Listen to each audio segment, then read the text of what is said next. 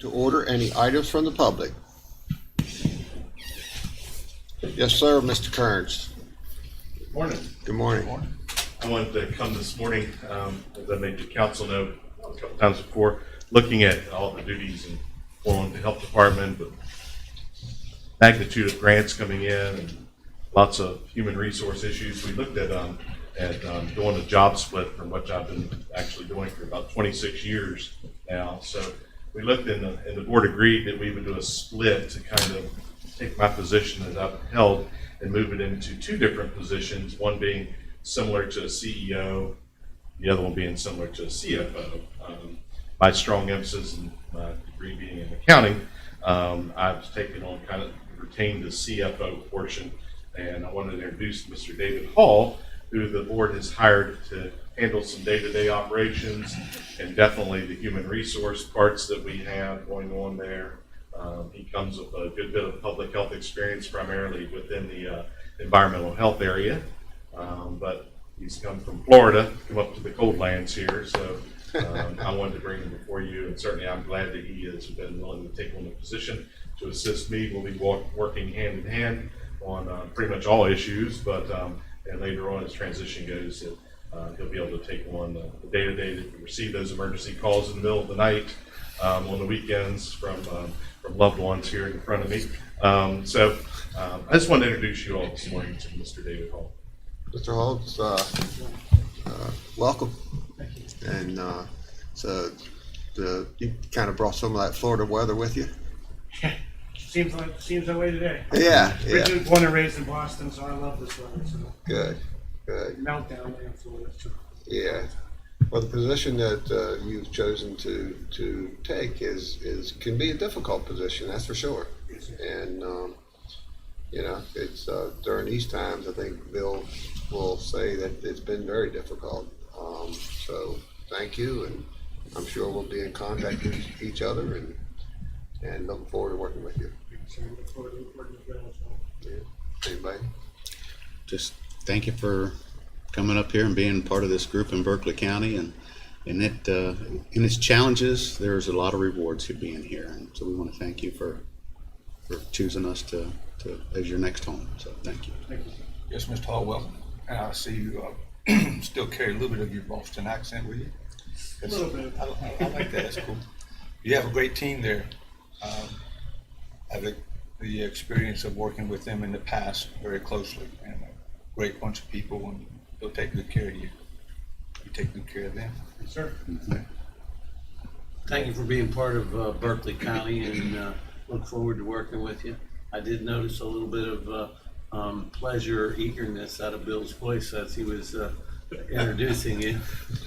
He says his wife notices the difference at home.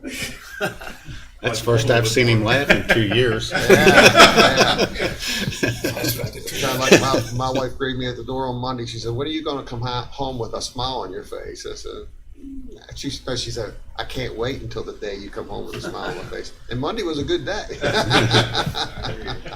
Well, and congratulate for you, Bill, as well. Yeah. It's not a retirement, but a lot less off my plate to have someone to assist with that. So. Absolutely, no, I understand. Yeah. Mr. All right. Hall and Bill and I met earlier a couple days ago, and we expressed to Mr. Hall that our health department is kind of the envy of the state with the relationship that they have with the elected body, with the county, and that there is a common goal shared throughout the county, and that this body is particularly supportive of the Board of Health. So. Well, and we've always expressed it to Bill, and so it's no shock to you. One of the things is we always got to keep the county healthy. We got to keep them healthy from the health perspective, but we also got to keep them healthy from a business and mindset, and keep things as calm and as normal as possible. And that's tough to do. So Bill will tell you sometimes we don't see eye to eye, but we at least call meetings and we try to compromise and try to get together and make sure that we're all on the same page and we unite. And we've done very good with that. Never a lack of mutual respect. Right. So Just looking at the council, of course, I gotta get my tie game up. It's kind of bland compared to what I'm looking at. Yeah, you're okay with me. Well, I didn't have the hand in this. I got to give credit to where credit's due. Uh, So Sherry picks it out, and Wife, of course, you know, she says it is Christmas, be a little festive. all right, well, thank you. Thank you all. All right, need a motion to approve the agenda with the one revision. Yes, sir, Mr. President, I move we approve the agenda with a modification of the 11:15 and removal of the personnel hearing for the executive session. All right, That's it. have a motion on the floor. Do we have a second? Second. Second, any discussion on the motion? If not, all in favor say aye. Aye. Anyone opposed? The motion carries. Any concerns with the purchase order? Mr. President, just two real quick matters for your attention. On the very first page, you'll see that we did receive the final billing of the current contract with Omega for November 2021. That closes out the contract year for the 2021 contract. It actually, we finished the year with a surplus of $26,322. So it came in at almost 11% under budget. So that's always good. Also on the further back, you'll see that we did, there is included the payment for the MRB Foundation for in support of the 250th anniversary celebration as committed to by the council last week in the amount of $91,250. So that's been taken care of also. All right, anybody have any questions, other questions or concerns? All right, Mr. Davis, you have two internal budget revisions? Two small internal budget revision requests, both for facilities from Jack Lang. The first request for Department 420 facilities, Mr. Lang's requesting that he be allowed to reduce line 457 capital outlay by $500. That line currently has an unencumbered fund balance of $10,000 with nothing spent to date, and increase line 230 contracted services by $500. That line currently has a deficit balance of $125. The second request again is to reduce line 457 capital outlay by $500 and increase line 223 professional services by $500. That line currently has a deficit balance of $375. So just two small adjustments. Anybody have any questions for Mr. Davis? All right, change in status. We have a letter of resignation received from voters registration for Deborah McFarland, effective December 2nd, 2021. Letter of resignation received from the Day Report Center for Jane Henderson, effective December 7th, 2021. Any questions on the change in status? We have approval of minutes for November the 18th, 2021. Everyone was present. Any changes or corrections on those? All right, moving on to the county council calendars. We will be here next Thursday at 9:30, and Mr. Davis, I guess later on we're going to be talking about the governor's. We can do that right now if you'd like. Let's do that. As the council was aware, Christmas Day this year falls on Saturday, December 25th. So it's a Saturday, and New Year's Day falls on Saturday, January 1st, 2022. Since both of those holidays fall on Saturday, the state and then we in kind observe those on Friday the 24th for Christmas and Friday the 31st for New Year's. On Tuesday, the 7th, the governor issued two separate proclamations. The proclamation recognizes the last half of the workday of December 30th, which is the Tuesday before what we recognize as the New Year's holiday, and also the last half of the day of December 23rd as paid holidays for state employees. It does not include judicial employees. That has to be done by the Supreme Court, and it does not include municipal and county employees. That's certainly your decision. We have received indication that the courts will follow suit. They'll both be closed a half a day on the 23rd and a half a day on the 30th. So, as I always do, I bring it to the council to see if there's any, any flavor for closing the half a day on the 23rd and the 30th to follow the lead of the state. I announced to my employees on Monday that we were going to do that, and I guess word just traveled, that's how we Is that right? got Yeah,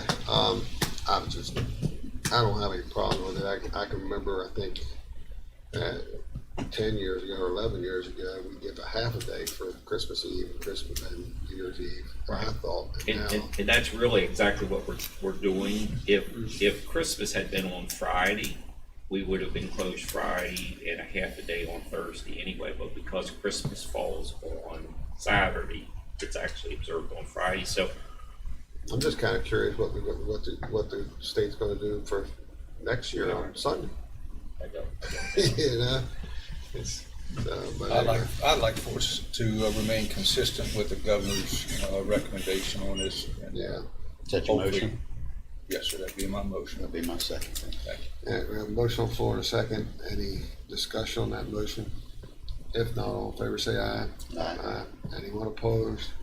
The motion carries. So, going back to the county council calendars, it appears that the county government non-emergency will be closed a half a day on Thursday, which I would say that would be lunchtime now. Yes, so we'll actually close at noon. Right. So, And there is, in anticipation for this action, there is a memo in your signature packet for your. all right. So on Thursday the 23rd, at lunchtime, the non-emergency portion of the government will close for that day, and Friday the 24th to recognize Christmas. And from lunchtime on Thursday the 30th of December to recognize the celebration of New Year's Day weekend. Moving on. Next question to the council is, do you want to meet on the 23rd and the 30th? I don't, right now, I don't have any problem doing that. Okay. I mean, that's what we decided 2 weeks ago. Yes. County boards and commissions, we have fire board tonight here in the chambers at 6:30 p.m. We have Monday the 13th at 2:30 p.m. LEPC, 5 p.m. Water District, 6 p.m. Farmland Protection. On Wednesday the 15th, 10 a.m. CVB, 4 o'clock Criminal Justice Board, 5 p.m. Library Board, 6 p.m. Solid Waste Authority, and 4 p.m. Roundhouse Authority. Any changes or corrections to boards and commissions? All right.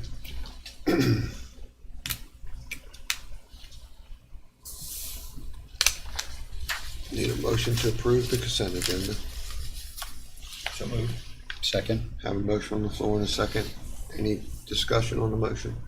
If not, all in favor say aye. Aye. Anyone opposed? The motion carries. Good morning, Mr. Hess. How you doing? Good morning. I'm doing good. Have a little bit of activity for us, not much. Yeah. Basically, a slow week. We got 2 personal property office error exonerations and 2 real estate. All right. The personal property, they add up to $315.12. Entertaining a motion on the 2 personal property tax exonerations due to office error. So moved? Have a motion on the floor. Do we have a second? Second. Any discussion? If not, all in favor say aye. Aye. Anyone opposed? The motion carries. Have 2 real estate tax exonerations. I do. They add up to $2,161.66 All right. for the reasons that's listed there. Entertain a motion on the 2 real estate tax exonerations due to office error. Mr. President, I'll make a motion to approve the 2 tax exoneration, real estate tax exoneration due to officer in the amount of $2161.63. All right, have a motion on the floor. Do we have a second? Second, any discussion? If not, all in favor say aye. Aye. Anyone opposed? The motion carries. Good, thank you. Thank you, Mr. Harris. Board meeting reports, Mr. Delier. I did have a development authority, and I'll go ahead and talk about that since he didn't make that meeting. Had report of several new companies looking to locate in Berkeley County. It continues to add up on the list of businesses that we're having conversations with. So other than that, it's pretty much business as usual.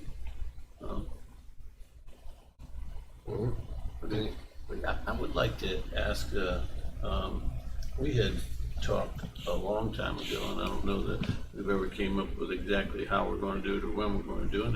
It's I guess it's Eddie's board, but when we formed the stormwater, we had talked about a temporary board, which was the same board that the sewer department was, and we've never changed that.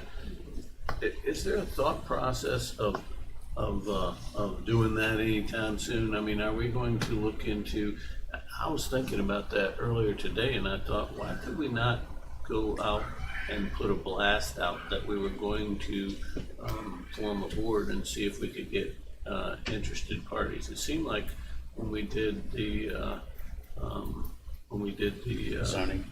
the zoning and put out information, and we actually did that a little more aggressive, but if we put out a general blast that we were going to do it, maybe we could get some good people and get some interviews and start that process. Yeah, Eddie, I don't think he was here when we did all that, but it was, we did set that board up temporary because they were already well informed on the history of doing all that stuff. And I think we did actually appoint them not too long ago to the terms. We reappointed them, yeah. Right. But it is something that we always discussed about having different board members on that so that they're not representing both sides. So I think that would still be a good idea. And I'm not so sure we replace all 3 of them, but we should start that process of getting some fresh blood in there, and new blood. I think that even sooner rather than later, honestly, because I mean, they're still working on creating new ordinance. Right. To get Yeah. some- And the other thing I was, is that they were supposed to, I asked Alan to put them on, I'm not so sure whether it be a full-blown meeting, joint meeting or what, but one of the things that was talked about was credits. Yes. So we need to find, and they've had enough time to work that portion of it out, I would think. Rain barrels, or as Mr. Moore said that one day, how he's put a lot of money in cutting up his pasture land and different fences and rotating the cattle from one pasture to another to keep it from eating it down to the dirt. And those things need to be addressed sooner than later. And as simple as water or rain barrels. Right. I mean, if you go to other municipalities down closer to the Chesapeake Bay, they have credits for rain barrels, those type of things, to be able to. And they're not huge, but they obviously they make a difference, huh? They provide a purpose. Well, yeah, and they'll take some of you'll be able to let that water settle, and that sediment stays in the barrel as opposed to running into the streams and that type of thing, that whatever dust, whatever's on the roofs, that type of thing. So, I mean, there's a good purpose for what they do, but I just thought I'd mention it. I mean, I know we're not on the agenda to do anything, but it would be nice to get it on an agenda, I think, to start looking at that coming into this new year and try to make some kind of structure for it, I would think. Yeah, we can get it on as an agenda item shortly after the first of the year. Can do it on the 23rd if you want. Okay, that's fine. All right. Councilperson and Vice President Whitaker. I had no meetings, but I did attend the hospice luminaries down at their facility, and very emotional and very well attended. I recommend, if you can make it to it one year, it's well worth the trip down. Yeah. Mr. Cook. Yes, I had the planning commission meeting Monday night. It was a rather active evening. There had 10 public hearings, ranging from waiver requests to final plat to a sketch plat, mostly waivers. Sounds like a long night. It was. We were able to make it through. The rewrite committee, we met Tuesday. We met actually yesterday. We met on Wednesday. So we're thinking maybe one, maybe two more times, and we'll be ready for a corrected draft to get out. Also had a sewer and stormwater meeting. They are nearing the end of the ordinance to getting it corrected and rewritten. That's Zach's got that, I think, just about nailed down. So then it will be ready for us to take a look at before long. On the sewer district side of things, they're currently bidding, in which they think they'll have their bids should be coming in about the middle of January for a line extension from Cemetery Road to Route 9, in which that line was put in back during the time that they actually did the VA center. So that's an old line. It's probably got a lot of problems since that installation. They're moving forward with their camera work that they're doing in the lines. They've done approximately 200,000 feet so far, which is approximately 10% of the lines that they have. Have approximately 400 miles of sewer line that's managed by the district, which I thought was pretty impressive. How are they able to keep up with some of those findings that they find, or are they just doing it all to? Now that I don't know. I know it was hard trying to keep up. And I know that there was a position in Inwood around some of their manholes. They were getting some flooding, but then you have to have a substantial amount of rain to be able to capture that flow.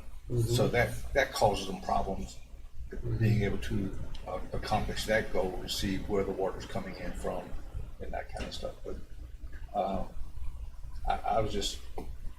I did not personally know that we had about 400 miles of public sewer line. Yeah. So that's quite a bit to maintain. It's almost Myrtle Beach. It's just about. Yeah. Yeah, it is. The ambulance authority met last week on Wednesday and night, and that's when I chose to be in Inwood to walk a piece of property. So I was not able to make it to that meeting. I know one of the things that they were discussing was the pay band on some of their personnel and things of that nature. So still doing well, but they're being pushed to the max, that's for sure. Board and commission vacancies. Mr. President, if I may, we had 2 bid openings. Okay, all right, we got an RFP, County Council Audit Services, bid opening 10 o'clock. Mr. Davis? Yes, sir. We received notification in early November that it is time for our annual financial audit. The Berkeley County Building Commission audit was a 2-year contract, with the second year of the contract being for 2021. We have finished that audit, and of course, nothing because there aren't any disbursements. There were no problems with that audit. That one's completed.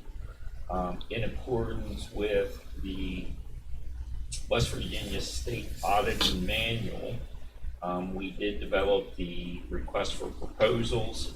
And as you know from years past, this is a little different. In order to bid on any audit, municipal, public agency, county, you have to be on the approved list of auditing firms. This year's list had 32 approved audit CPA firms. So we developed the proposal in accordance with the requirements of the State Auditor's Office. It was distributed by Tracy to all 32 of the CPA firms that were on the list. We received a response from 9 firms that said that either we were too large for them to do our audit, or they were too busy to do our audit. We did not receive any other correspondence or any other inquiries from any of the remaining firms. The deadline for proposals for bids was 4 o'clock yesterday, and for the first time in 16 years, we received no proposals. So therefore, you gotta go back to the auditor's office Well, and ask them. Catherine Hodges is the chief inspector in charge of audits. She and I are emailing back and forth to see what our next steps are. So we'll work through that. We'll figure something out. So it's scheduled today, but there are no proposals to open. So you can't, what's the process of getting approved? You have to approve so much documentation. You have to indicate what CPAs in the firm has municipal. It's actually GASB, the Government Accounting Standards guidelines has Government Accounting Standards Board guidelines on how to conduct an audit, and you have to have so many positive peer recovery review letters. It's a process that they go through. I mean, and the reason I'm asking is because we have some very good firms in this area. Well, and of course, Cox Holiday's on the list, but they can't audit because they do our financial statements. David Howe was one of the local CPA firms. We received a letter from him saying that he was really too busy to do it. Lisa Thornburg in the past has done our audit. She sent us a letter declining. So we'll see what happens. Okay. All right, next one, we have a bid opening for our RFQ for 122 Waverley Court. Yes, sir. As the council's aware, we recently received an award from the state of West Virginia for Community Development Block Grant, providing us with a substantial amount of money to help with the addition, the design, and the addition to 122 Waverley Court. We had put out our architectural and engineering services out for bid in the past. At that time, we had asked for proposals or a firm that could do the design and management of the repurposing of 520 South Raleigh Street, the master redesign of the Dunn building, which we're doing now, and then also the addition for the health department. When we put out that RFQ, we did not have the fair housing or certain verbiage that has to be included in the RFQ, as well as the little logo. And you can see this, it's 2 paragraphs and a sentence, and the logo just says that we believe in equal housing opportunity. And that we comply with Title VI of the Civil Rights Act of 1964, Executive Order 11246, Section 109, Housing Urban Development Act, so on and so forth. So in order to be eligible to draw down that monies, we had to go back out onto the street with an RFQ, which is identical to the previous RFQ that we did, except we added that fair housing logo. So long way of saying we did put the RFQ out onto the street. It was advertised in the Martinsburg Journal. We do have certification of publication on file and in your packet that shows that it was advertised on November 26th. The deadline for submission of the RFQ was 4 o'clock yesterday, and we received 4 responses. There will be no dollar amounts, so all I'm asking the council to do is open the RFQs and then just read the firm into the public record.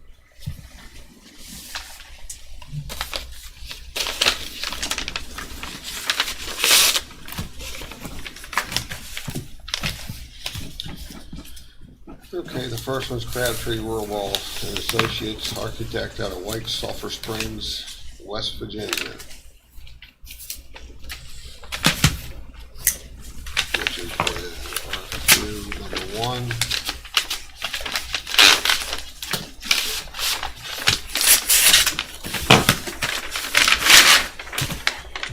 Number 2 is Thrasher, and they are actually located in Martinsburg, has an office in Martinsburg now, and here in Foxcroft Avenue is number 2.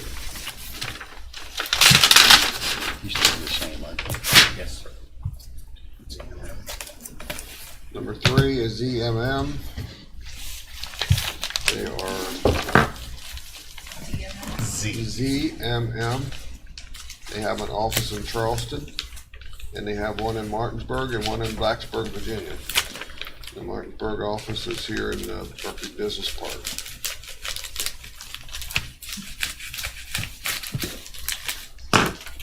They might cut hot butter, does it?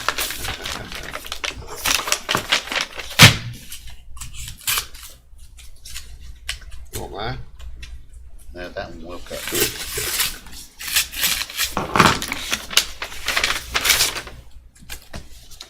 Fourth and final is Alpha and Associates, and I know that they have an office here in Martinsburg as well. Main office is out of Morgantown, West Virginia. So Alpha and Associates is the fourth one. All right, that concludes the bid opening for RFQ for 122 Waverley Court.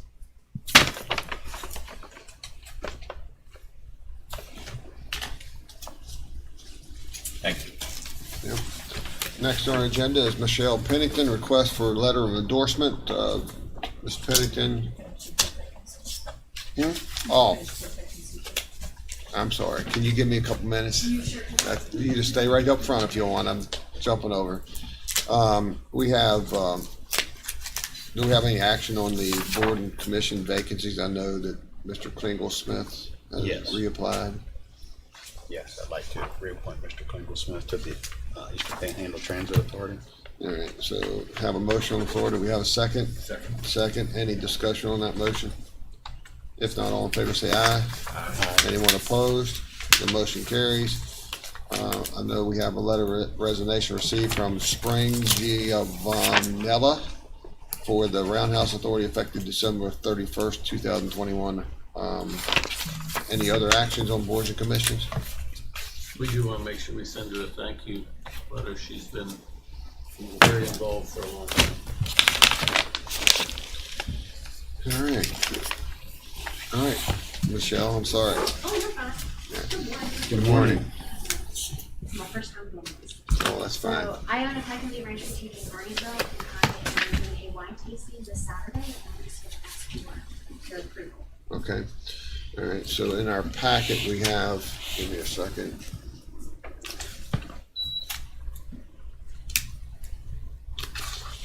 We have a letter of support.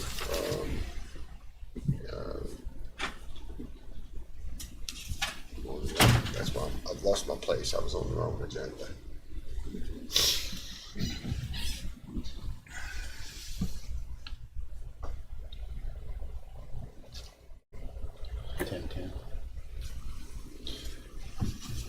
All right, we have a letter of support for the wine tasting for your place of business at Peckham View Ranch Boutique at 709 of Peckham Lane, and you're having a wine tasting event.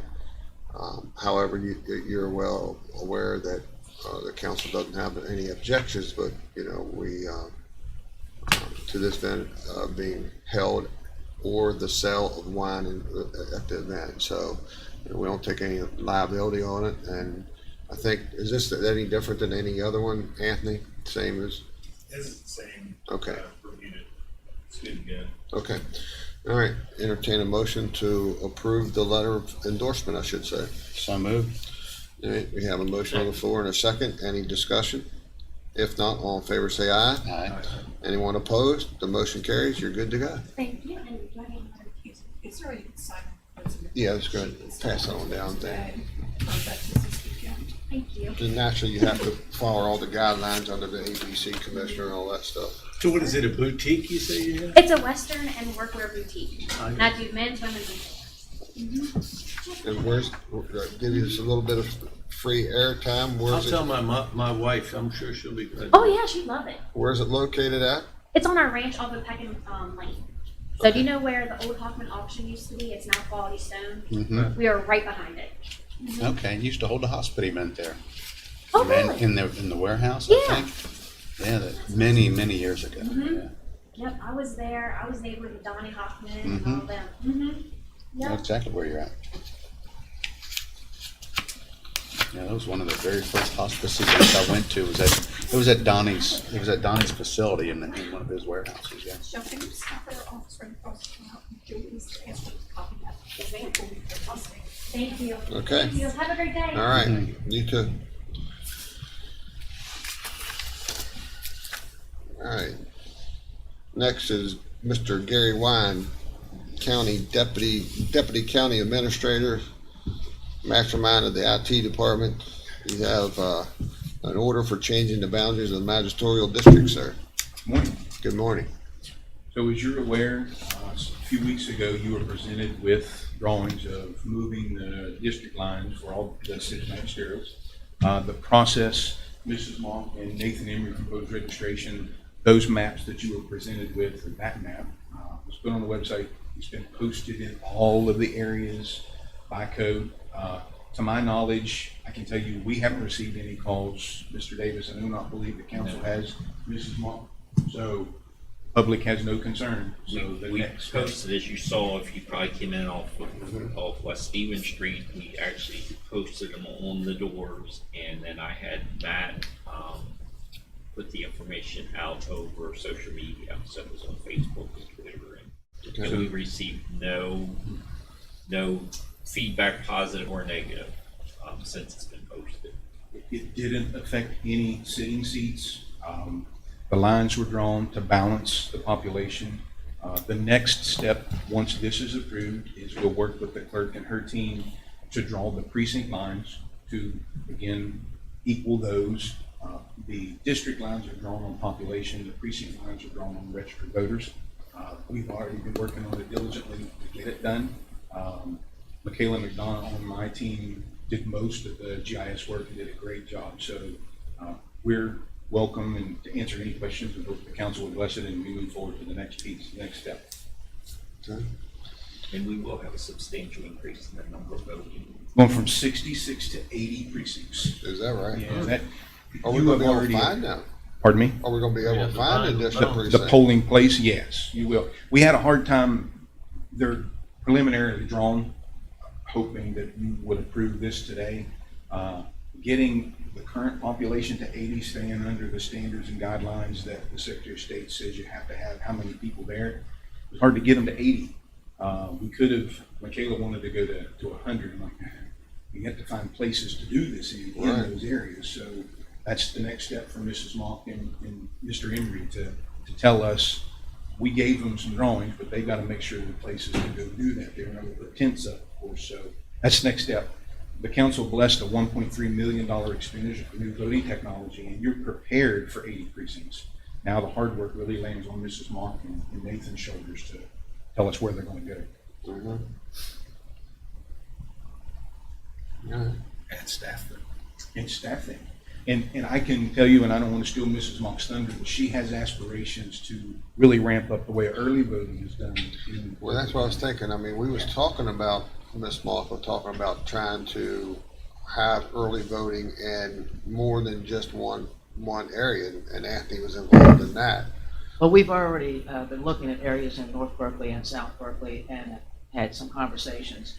And it's if we only have the one here, that's not going to work. We're going to have two other ones, one north and one south, but we have plenty of parking. That's an issue, and have a location. There was a couple locations that were suggested, and we checked into it. It's a traffic hazard. You know, when you get a lot of traffic, sometimes there's locations that are facilities that can handle it, but they're not going to handle the traffic by the location that they're in. So these are things that we're looking at. Right. If you remember early voting here, the line went from the Stevens Street door to King, down Stephen to Brown Church, clear up to Brown's on King Street. And that was after wrapped around on the inside of the building. Yeah. It's great. In the rain. So the vision that Clerk Mock has is to actually have one north, one south, and then this one. So I think 3 will do it.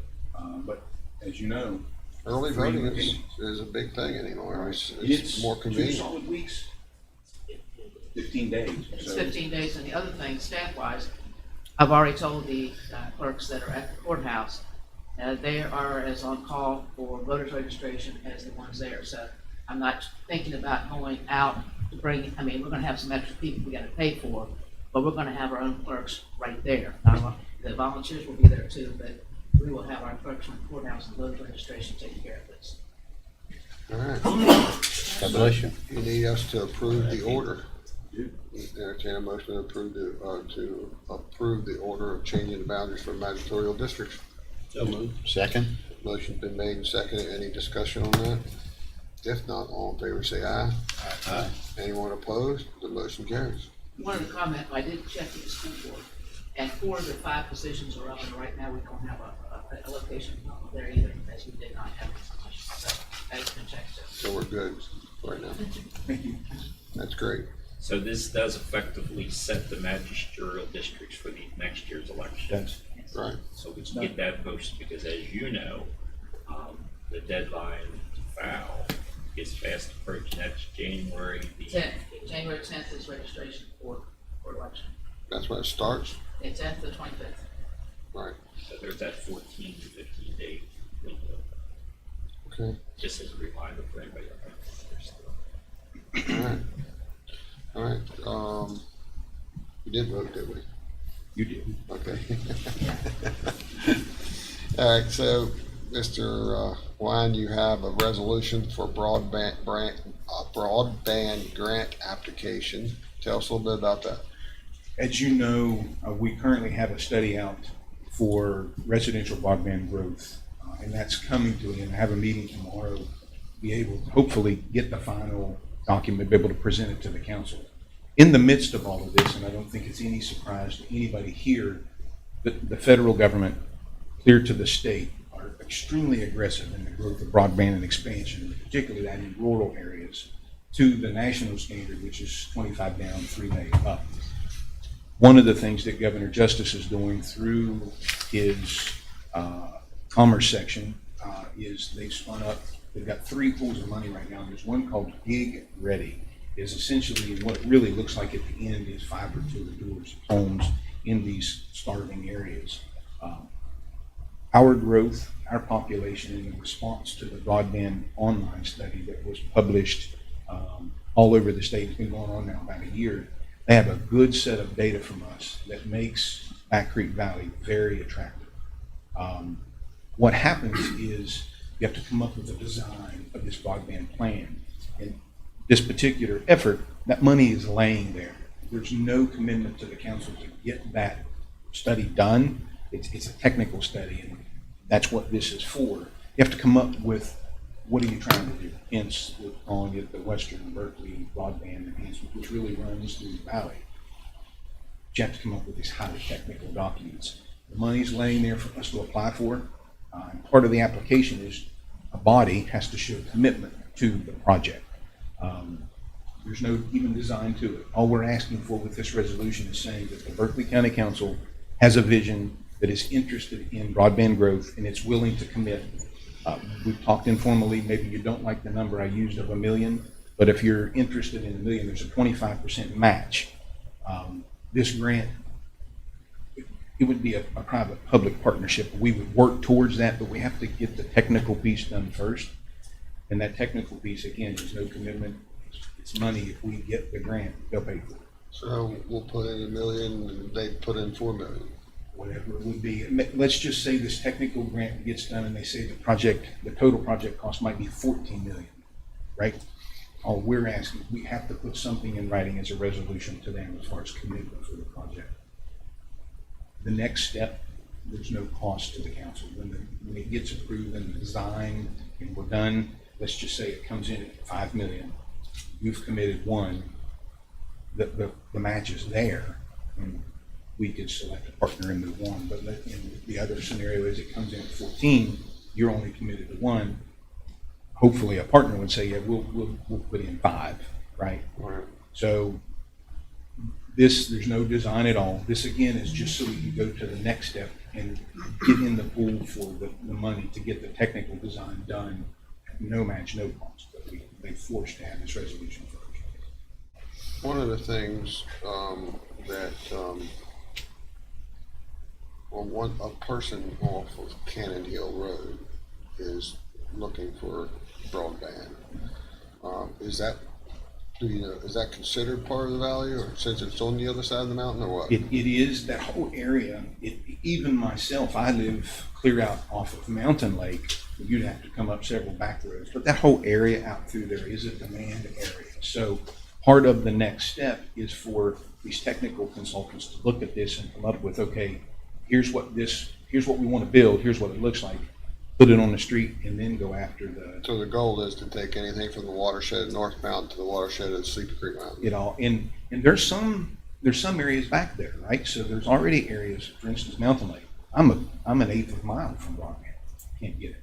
So it doesn't necessarily mean that it's hard dig string for long areas, although Route 7, that again is what this technical assistance grant would provide. And there isn't any match to that piece. The match comes after that's done and the project gets teeth and takes off.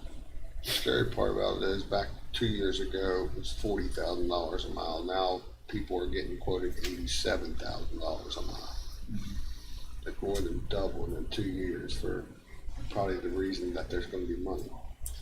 When this kind of thought process is part of the current president's philosophy on the growth and the trillions of dollars.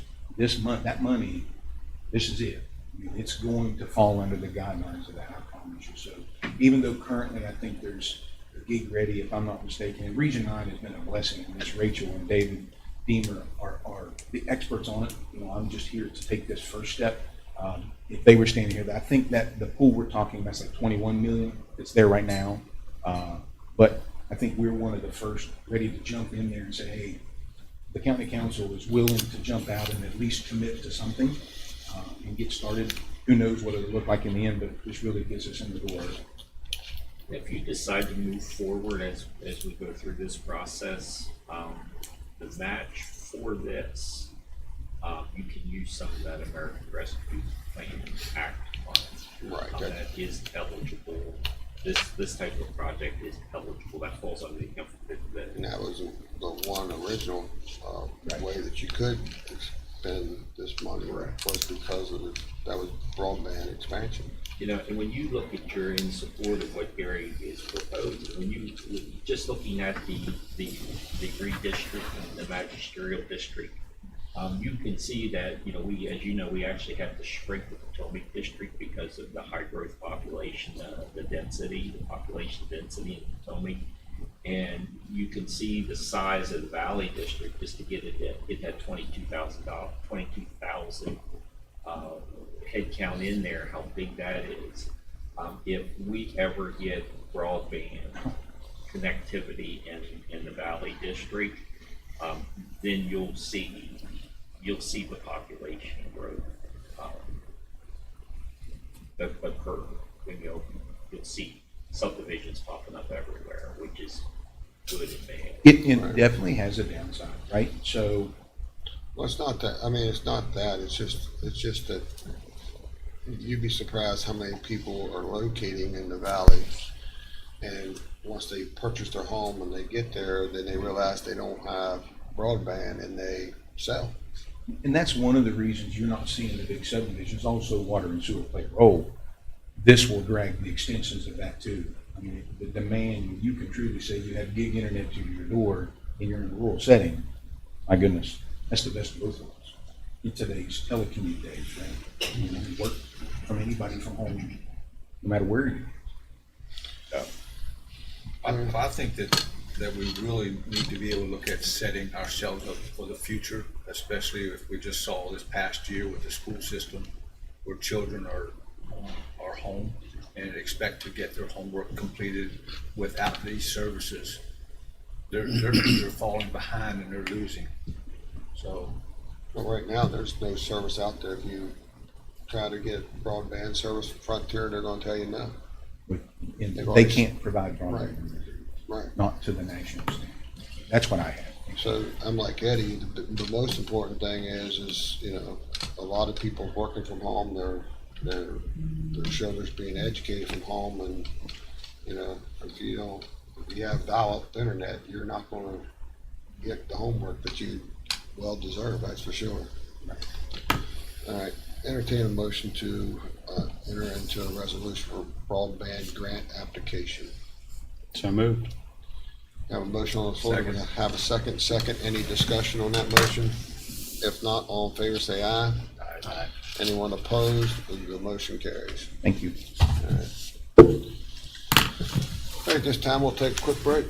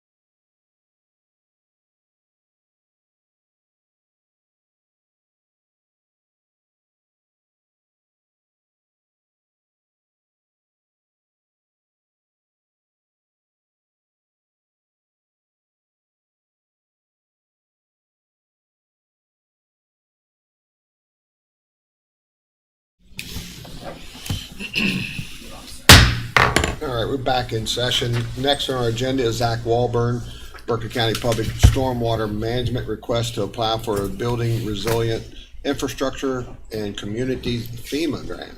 So Zach, it's good to see you. Yeah, you as well. Hope everybody's doing well.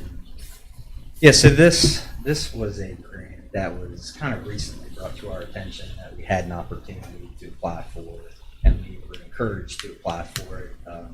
As I know, I guess this year is the most amount of funding that's been available for this program throughout the country. With the BRIC program, it is a nationally competitive program. However, the sum of money that we're trying to get actually falls under a non-competitive level with the state of West Virginia. So, you know, typically if we had a larger project, we'd be competing with Texas and Mississippi, Louisiana, California. With what we're asking for, we're really going to be kind of on a local level here and at a state level. So we'll kind of slide in under the non-competitive level with the state funding. If I recall from my read, it has $190,000, up to $190,000 grant. Is that what you're looking for? Yes, sir. Yeah. And really this grant is to basically perform a pretty high level overview of that urban catchment, to look at all the infrastructure that's currently in place and then run some different hydrologic and hydraulic simulations to figure out what is kind of the best solution for the area. So this is a study period. Yeah, so I know previously, you know, West Virginia Department of Highways has looked at the area. I know the county has looked at the area in the past as well. We've run a few pilot programs in the area just in the last 2 years. So we've actually got 3 separate grants to kind of focus in on this area currently. We obtained a Chesapeake Bay Grant for about $47,000 and completed 1 full stormwater design at Doc's Truck Center, which we hope to implement here this spring. We're also lucky enough to be awarded a National Fish and Wildlife Grant for $1.5 million. Okay. You know, a portion of that funding will be allocated in this Mid-Atlantic Parkway area, and that's to actually construct stormwater facilities. And we're currently in the design period with another smaller grant, 604B Chesapeake Bay Grant, for about the same amount, $47,000. So, actually, in order to fix the problem, which we've always said a lot of it's coming off 81, right there across from the laundry place, you'd have to acquire property to do that as well? I don't think we will likely have to acquire property with what we're looking at right now. Okay. Luckily, with, you know, we know what's happening on the Shockey property, what's going to be there. They're going to have 2 large stormwater management facilities that will actually choke off the upper 360-acre drainage area. So that's going to provide a lot of relief to the people downstream. Okay. You know, the mobile home park that's back behind the Al's Body Shop. You know, that's really one of our areas of concern. You know, they consistently get backwatered in that Right, area. right. And I think a lot of that is actually coming from the Valley Storage property. There's some elevations that aren't matching up, and water just can't get out of the area. So this is to really look at the overall area, basically from Mid-Atlantic Parkway north to about Weaver Lane. Once you get past Weaver Lane, you're getting into kind of the more natural channels, so getting out of the urbanized area. So was any of the studies that you've gotten so far done an aerial topo map? We have some recent aerial imagery, no updated aerials with any survey. 2-foot contours or nothing? No, sir. No, it's all just been open source data Okay. through, I think, the Dewberry 2-foot LiDAR set that they used. But ultimately, we do know kind of where the choke points are now. I've myself walked that entire area, found out which culverts are actually completely clogged or crushed, and then, you know, there's some infrastructure that actually doesn't tie out anywhere. So we know where these bottlenecks are, and the real goal is to provide some type of confident analysis to where, you know, we'll better understand the area so that we can, in a very strategic way, implement infrastructure over the next few years to kind of help solve that problem. for a lot of those people. And Been a problem for a long time. it has been. And I think Some of it's pretty obvious. it is, yeah. And this kind of the socioeconomics of the area as well. There's a lot of underserved, underrepresented portions of the community that live there. They don't necessarily have the means, to take care of it themselves. So, I feel as the MS4 entity, we should be providing the infrastructure that helps make their lives a lot easier. Now that everybody's paying the water quality fee, it's to use that money for the good of the people. But for this, it's really, phase one is trying to get an up-to-date study because things have changed since those last studies have been performed. And really run a bunch of different scenarios to figure out what's the most cost-effective and the most practical solution to it. But yeah, we've been working with the State Department of Homeland Security and Emergency Management. Had some good conversations with Tim Keaton this morning, actually. And he kind of reassured me that we would have a really strong chance at getting this funding.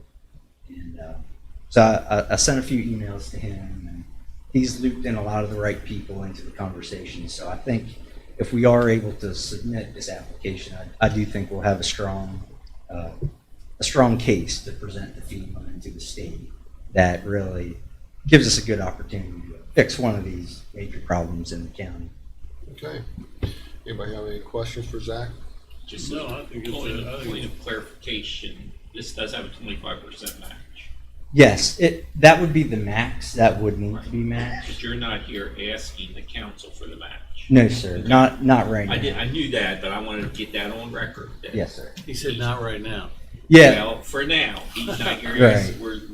You're not, this council's not committing to any funding. Right. And I would take it that the stormwater district is the one that would be making that match with the fee structure that's in place. yes, sir. And to I'm clarify, gonna go one step further than you out. yeah, and to clarify on that, normally it is a 25% match in our area and with the socioeconomics in this area where the project is planned. It may only be a 10% match. And I know other programs right now, the governor has actually provided match funding for the project. Hasn't done it yet for the BRIC program, but it's not to say with the infrastructure money coming, hopefully, that that won't be accomplished as well. But yeah, with the state level funding, there's $1 million up for grab at a non-competitive level. So I think we have a very strong case, even with our previous studies that we've done in the area, kind of our track record of committing to actually implementing these stormwater features. I think they know we're serious about it, and I think they're willing to help. And just so you understand, I directed that question to you. It's not because I doubt you or Curtis. Well, I don't doubt you. But when Tim and Tracy comes up next, they'll get the same kind of question. Right? So, Yeah. All right. Entertain a motion to meet the request and for the stormwater district to apply for a grant from FEMA. So moved. Second. Motion been made and second. Any discussion on that? If not, all in favor say aye. Aye. Anyone opposed? The motion carries. Thank you, gentlemen. I appreciate it. Thank you, Zach. I'll take care. Have a good day. All right, next on our agenda is Tracy Gillums, Grant Administrator, Tim Zaya, Community Correction Director, request to apply for a West Virginia DHHR Screening Brief Intervention and Referral to Treatment Grant. Well, that was a mouthful, Tim. Next time, I'm just going to introduce you. I thought Tracy could do all talking. There's an opportunity for us to apply for a grant that would fund an ESPR provider for 5 years, correct? For a year with the possibility for it to renew for 5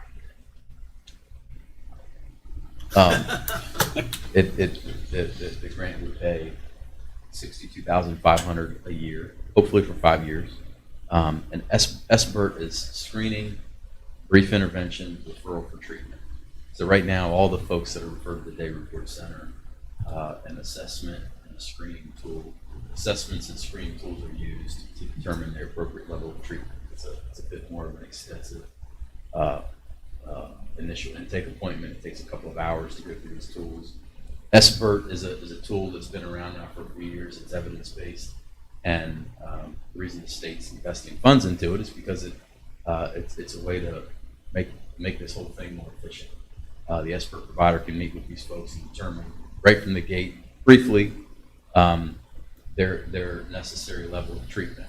ASAM level is, I'm probably going to confuse things too much here, but whether or not they need to go to a detox program, an inpatient treatment program, a long-term treatment program, an intensive outpatient program, an outpatient program, and you get the idea.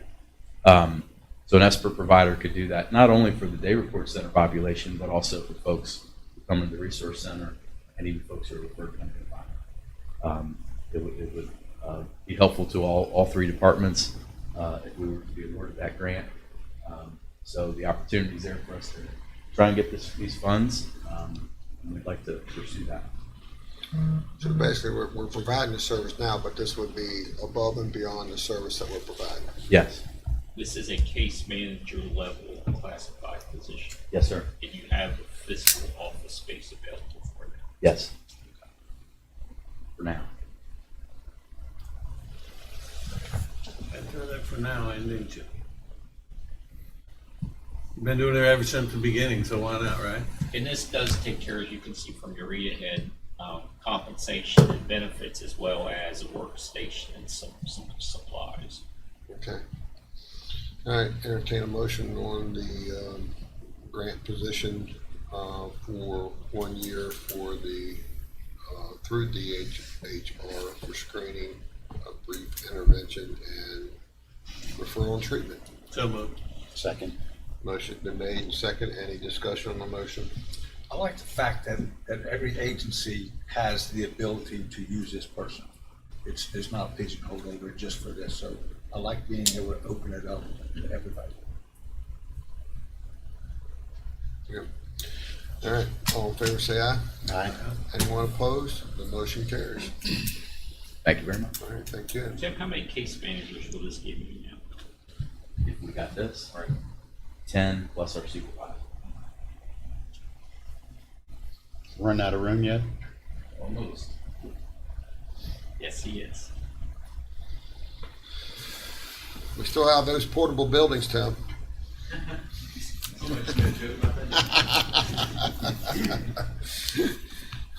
All right, next on our agenda is Board and Commission interview Matthew Howard, candidate for Historical Landmarks Commission. Matthew, good morning. Good morning. Thank you for allowing me to be up here. Just tell us a little bit about yourself and why you want to serve. Well, born and raised Berkeley County to start with, proud graduate of Musselman 87. Served my country, was in the Navy. And then later on in life, and when I was 41, I decided I wanted to go to Afghanistan with the Army Corps of Engineers. So you're looking at a guy who actually practiced real estate in Afghanistan. So I know that's a little bit odd to hear, but I was there as a civilian trying to secure land for the Army to build bases. So while I was there, the Taliban did not like my presence, so occasionally they decided to start shooting at me. And with that in mind, we started shooting back. But since then, I've been deeply involved in Berkeley County history. I am a published author. I've published 2 books. I specialize in American Indian history. I am both part Cherokee and part Tuscarora from mom and dad's side. I'm an instructor at Shepherd University, where I teach a class on American Indian burial practices. I've also been very, very involved in the Morgan Cabin Committee, which I'm part of the research team there. And we've done a lot of great things in the last couple of years there with not only the maintenance of the building, but getting the public excited once again about the Morgan Cabin. We've had a lot of events out there where we've had many children involved. I actually dress in the period costume. As the kids say, I look like a pirate. But I give walking tours along with Mr. John Thornton Hillary. And we open the cabin up as basically anytime someone asks. one of us is there to open up and give private tours. I also do the social media, so I get a lot of requests to come see the cabin. Recently, we had a Dr. Morgan, a direct descendant who lived in Morgantown, who brought 4 generations out to see the Morgan cabin. So because of that, I think it plays a big part in people's history, and their family history, if you will. But for me personally, I want to do this position because I care very deeply about Berkeley County's historical assets. As you gentlemen know better than I, there's another wave of development coming into Berkeley County, and I feel this is the time that we really have to make sure that these assets and even future assets that we may come across or have sent this way are protected. I do a lot of networking already with people from the Adam Stevens home and the DAR with Julia Gates, Marty Keysucker. I'm already involved with networking historical volunteer groups. So I'm already in the community, if you will, of combining our resources and combining our manpower so that we can assist each other. And by doing that, I find that the teamwork approach works much better than just an individual island, which sadly I see a lot of these groups are on right now. So over the last 6 months, I've reached out to Julia Gates and Marty Keysucker and others in the community, and I've actually just given a presentation to the DAR on our Cool Spring findings from over a year ago. I've actually done 5 presentations in Virginia and West Virginia because people want to know. They want to know about their history. And the fact that we had the community involved was so instrumental in getting so much wonderful support.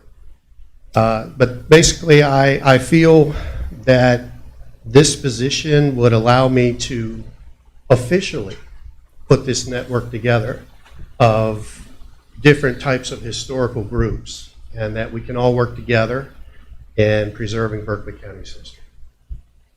Great. Mr. Delia? Well, I'm pleased that you're interested in getting involved more than you already are. Yes, sir. Sounds like you've got a lot going on right now, and I agree that history is a vital part of where we go. We need to remember the lessons that we've learned. How do you feel about this thing that's happened the last few years about removing statues and monuments and those type of things that represent the past? It's ridiculous. You can't change the history by simply removing it. And you're also losing a piece of, if these certain statues or monuments are so offensive, you're losing, every time you remove it, the reason why you shouldn't do this again. You shouldn't repeat that same mistake. But I think it's ridiculous, and I don't approve of a lot of these monuments. Some of these figures are, in my mind, shouldn't be celebrated. But they are a part of our history. I can take every one of your families and go back and do a genealogical research and find some great men and women, but I can also find some scoundrels. Mm-hmm. And that goes for your county, your state, and your country. And I think we need to learn from those, both good and bad. Thank you. Yes, Vice sir. President Whitaker. Matt, thank you for coming in. I've been following you on Facebook with all your posts and what you've been doing up there at the Morgan cabin. I don't think there's anything I can ask you that you haven't already told me that I need to know. So, yes, sir. Just your willingness to want to give back to the community is excellent. So, Thank you, Jim. thank you. Yes, sir. Mr. Gokenhour? Yes, sir. Matt, I want to thank you for applying.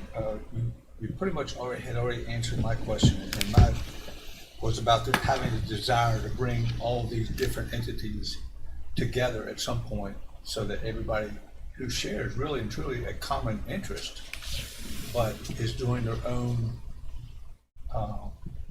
investigating or all their own stuff. So how does this work? When you look at the Falling Waters Battlefield Group, the Historical Society, Adam Stevens, the DAR, the SAR, the Morgan Cabin Group, even extending to Harper's Ferry, which is one of the most traveled and local destinations for our history. We've seen the uptick in how do we bring all this together with the landmarks?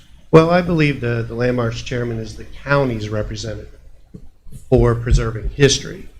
So I believe that in that role, I'm actually looking forward, if so appointed, to reaching out to each and every one of these other groups, Falling Waters, which I'm not familiar with, and actually going to their meetings and actually finding out what they do, how they do it, and being in the county's position as sort of the representative for protecting the history. I would not only like to be able to meet with them, to connect them with the other individual groups in the county that volunteer, but also to see, again, you have to forgive me when I say that a lot of what the chairman does, I'm still learning.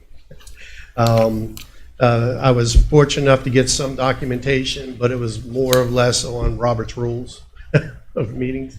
So, but I think by reaching out to all these different groups, and once these groups realize there is someone in the county that will now be available and want to come to their events and their meetings and something like that, they're going to be more forthright in sharing their resources and their manpower with other groups. And before you know it, you have this cohesive network of different groups working together instead of being on an island. Yeah, and of course, right beside the landmarks facility is one of our treasures, being the roundhouse. Yes. So yes, it's important to bring all that together, I think. And do you have the time that's necessary to? I do, thanks to my wonderful wife. She has supported my research now, going on about 8 years. Since I started getting into researching and publishing books and lecturing, and because of her, I do have a part-time job. I work at NCTC in Shepherdstown, but I can pretty much set my schedule. And because of her love and support, I'm able to do these things, and she sees it as kind of a calling. And thanks to my wonderful wife, yes, sir, I have the time. Thank you. Well, we're glad you're not getting shot at anymore. That's for sure. I'm sure Yes. your wife is too. Sometimes she does the shooting, so I don't know. Well, let's just say maybe her aim's off a little bit, or right on target. I don't know. We Right. all have to duck once in a while. Yes, sir. That's I knew right. you were going to say something about that. Yeah. Well, Matthew, it sounds like you're very much already involved, and I want to thank you for that. And I say this all the time. It seems like the older I get, the more interested I am in history. Yes. Right. And we are very rich in history. We found out not too long ago that we are the richest county in the state of West Virginia when it comes to history. Yeah, I believe that. So a lot of work to be done. Yes. And appreciate you wanting to volunteer your time to do that, and looking to progress forward. All right. So thank you, and we'll, Yes, sir. we don't do appointments the day Yeah. normally that we do the interview. Yes, but sir. We'll see what happens. Yes, sir. All right. Hey, Doug, I have a quick question. It says here you were a park ranger at Harper's Ferry. Well, that was in the 90s. 90s, okay. I did 4 years as an interpretive park ranger, dressing in the period costume. And then I think it was 96, I was asked to open up the visitor center, which is at Williamsport, for the C&O Canal. So yeah, I have formal training in history. I don't have a degree. I don't pretend to be an archaeologist or anything other than a researcher. But I do have formal training. I used to give walking tours to Howard University and groups from all over the East Coast. So. Jim has a PhD, don't you? Yeah, PhD, toast hole digger. The reason why I was asking, I had a very good friend. I did a lot of work down there, and I didn't know if you knew Mike Alvarez. Did you know Mike? I did know Mike, yes, From sir. the IDC. He just passed away. Oh, I didn't know that. Yeah. Very sudden. So. Sorry to hear that. All right. Well, thank you. Thank you, gentlemen. All right. Have a good day. All right. Any items from the public? All right, I guess we'll recess until 1 o'clock and pick back up at the airport authority. Just as a point of clarification, lunch will be served at 12. So your lunch is scheduled, it will be there at noon from 12 to 1. And it's not, it's actually back on the AV Parks Drive. Over there, which Arcadia is hangar. which is the second entrance, there's the next entrance after you pass the main entrance off of Florida. Which is where Senator Manchin It's was where at. Senator Mansion Big was. hangar. Again, if the council could all make sure that you sign your documents before you leave today. Appreciate it. And the meeting today, because it is part of your meeting agenda, will be live video streaming. We're gonna announce that out And we'll there. make sure that we make that announcement at 1 o'clock. I won't make that mistake 2 years in a row. All right, we are recessed. You need a motion to recess till 1 o'clock. So moved.